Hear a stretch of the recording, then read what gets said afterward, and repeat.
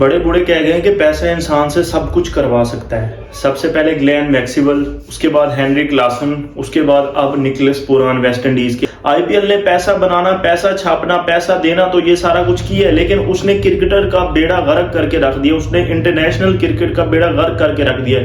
जब यार इतने बड़े बड़े प्लेयर्स इतनी छोटी सी थोड़ी सी एज में 30, 32 और 28 की एज के अंदर इतना जल्दी अपने कंट्री को सर्व करने से वो एक साइड पे हो जाएंगे, तो क्या फायदा उस लीग का?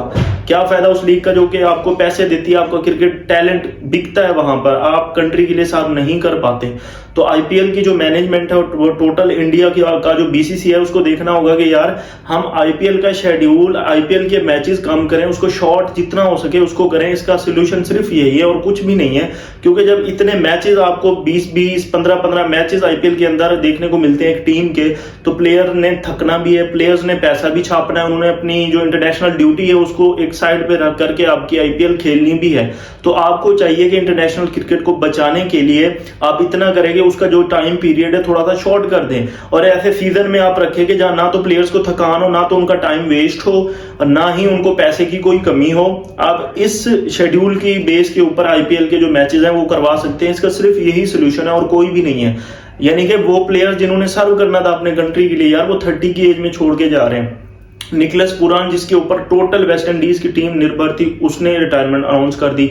हेनरिक क्लासन काफी अरसे के बाद, डेविड मिलर के बाद एक ऐसा बैटर मिला था साउथ अफ्रीका को जो कि पूरी की पूरा नक्शा बदल देता था मैच का, उसने भी रिटायरमेंट का अनाउंस कर दिया। ग्लेन मैक्सवेल, जो कि उसकी एज, फिटनेस, मतलब लगता नहीं किसी से कि वो 4-5 साल अभी भी उसके अंदर क्रिकेट है, लेकिन उसने भी वनडे से ओडीआई से जो है रिटायरमेंट का ऐलान कर दिया है। तो इसका सबसे बड़ा रिस्पॉन्सिबल कौन है? इसका सबसे बड़ा रिस्पॉन्सिबल है आपका बीसीसीआई, आपकी आईपीएल, आपकी ये छोटी मोटी बिग बैश, ये बाकी जो है वो लीग्स।